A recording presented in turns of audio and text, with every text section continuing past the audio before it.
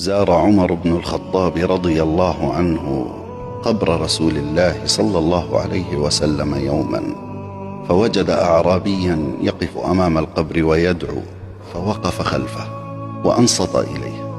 فسمع الأعرابي يقول أمام قبر رسول الله: اللهم هذا حبيبك وأنا عبدك والشيطان عدوك، فإن غفرت لي سر حبيبك وفاز عبدك وحزن عدوك، وإن لم تغفر لي حزن حبيبك ورضي عدوك وهلك عبدك. وأنت أكرم من أن تحزن حبيبك وترضي عدوك وتهلك عبدك. اللهم إن كرام العرب إذا مات فيهم سيدا أعتقوا عبيدهم عند قبري، وهذا سيد العالمين قد مات، فأعتقني من النار عند قبره.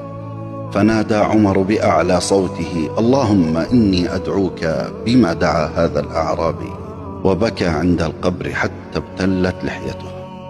فاللهم نحن ندعوك بما دعا هذا الأعرابي، فأعتق رقابنا ورقاب آبائنا وأمهاتنا وكل من له حق علينا من النار يا رب العالمين.